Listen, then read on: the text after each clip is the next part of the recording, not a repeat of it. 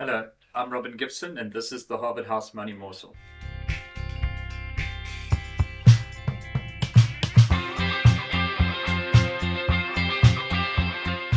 Welcome back. Thank you for joining us again. Don't forget to subscribe and like us.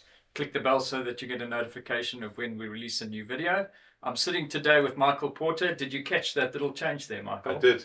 Yeah, I'm known, I believe, colloquially around the place as Mr. Like and Subscribe. So I thought I might change it up to Mr. Subscribe and Like. Michael, we one of the things is that obviously most investors read news headlines, and we don't ignore news headlines, but very often what happens is that we get a different picture when we look at company results, we read and we attend some of their results presentations because they tell us what's actually happening on the ground. So I know we've had a lot of results lately. Do you want to maybe talk about what's happening on the ground? Yeah, Robin, thanks. Yeah, let's also just hope that the rain stops at some point and we can, get to higher ground in time. Robin, yeah, we've had a couple of results. So sort of towards the end of the results season for companies that report in December, and now we're moving into the results season for companies that report sort of at the end of February almost. For that year end, but yeah, maybe a couple of sort of notable ones. Remgro is often seen as a bellwether of the SA economy. It's obviously a big industrial conglomerate, for want of a better word, and there's been quite a lot of changes to that portfolio. So headline earnings were up very strongly there. And I think some of it, Robin, was due to the fact that costs in the previous year didn't recur. So it's not all sort of operational improvement, but their key operating subsidiaries, Mediclinic, performed quite well, especially the SA operations. Okay. Uh, Heineken Beverages, which was the merger between Distell and Heineken that happened last year, they were seeing volume growth and a much better performance. So there's still some merger issues that are going on there, but they saw a dramatic improvement. Outsurance was very strong. Discovery was very strong. Probably the one weak area is really on the fiber. And that's sort of subject to this merger with Vodacom that the competition just won't improve, and it's been bogged down for 3 years now, probably at the Competition Commission. So so Remgro painted, I think, a reasonably positive picture of what's happening on the ground. Fairvest is a property company that we like a lot. They have they aiming to be a 100% retail fund, but they do have a bit of industrial and office. And yeah, Robin, their results were, well, they had a trading update yesterday ahead of their financial year end. Vacancies were up a little bit, but that was because of one particular building, which wasn't really an issue. But rentals are definitely rising. I think that's the key point. And from their thing is, leases expire, and when they're signing new leases, they're signing them at quite significantly higher rates of rental than previously. So they sort of essentially guided that they would come up the top end of their guidance. And they actually had a capital raise earlier in the week. They raised 400 or 500 million rand in a matter of hours. So when people say they can't raise capital, it is possible to raise capital.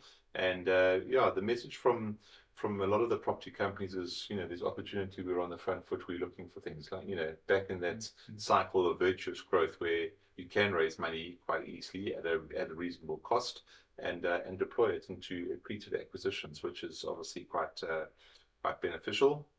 The other one, Robin, also had a trading update was Robex, and that's obviously the big construction firm.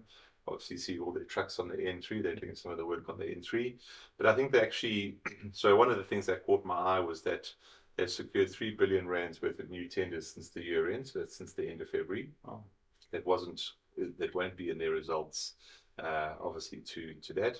But the other thing that caught my eye, and this has also been, we've talked about this before with Afrimat, is that they have quarries at operations to supply all the aggregates to their road operations. But they were also commenting on the demand from Transnet for rail ballast to improve railway lines. So there is a lot of skepticism over Transnet. I mean, there should be. But I think that's what we've been saying, Robin, for a long time, is that we're coming off a low base on Transnet. And Transnet has got a long road to travel, long railway to travel to get back to where it should be. But that doesn't mean that every year you can't have incremental improvement, which is beneficial in itself. And I think we're firmly on that page. There's quite a lot happening in the rail. There's a lot of articles out at the moment on the rail and the momentum building in rail and government's reform policy sort of coming through. So yeah, I think that's really encouraging. And as I say, Rome isn't going to be fixed in a night, but at least we're on the right journey with Transnet. And I think that's starting to come through into some of the mood in sort of CEOs that rely on the logistics industry. I was actually talking to a client who's consults in the logistics industry to some of the big corporates, listed corporates. And his comment to me was the new CEO of Transnet knows what she's doing. That was the feedback. No, so listen, I think, again, I mean, we kind of compare maybe where Transnet was 10, 15 years ago, and it'll take a long time to get back there, and it'll take quite a lot of money, which also just shows how the damage that state capture actually really did, to hollow out these institutions. But at least we're on the road to recovery, and I think that's what's been lacking in the last couple of years is there's no clear path to how things are going to improve. Now there's a clear path to how things are going to improve. So very quickly to end, I mean, state capture, it's quite a nice segue into the other side of the Atlantic. Let's talk about Liberation Day, shall we?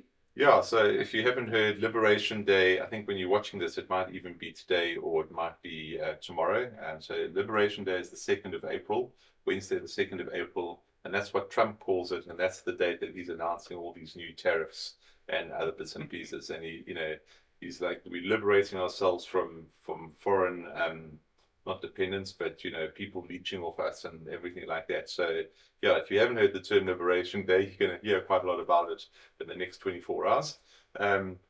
Yeah, Robin, I mean, obviously, they've announced 25% tariffs on cars. I think, again, for me, when I look at all this tariff news, it's generating a huge amount of uncertainty. No one knows where they stand. And then, you have tariffs put on, and then there's some sort of concession because you've actually tweaked a concession there or not. And I do wonder sometimes whether Trump really expected everybody to roll over. I mean, Canadians have really voted with their feet. Everybody expected the Canadian government to, for there to be a change in the ruling party in Canada. And actually what tariffs has done is unite Canadians behind a common enemy. And Trump is enemy number one in Canada. And, they are, American products are just being pulled from the shelves. No one's supporting them. There's that real patriotism coming through. And, so I just, I think we need to watch out for the law of unintended consequences in some of these trade wars, because it's not as if everybody is just lying down and saying, well, we've got no choice.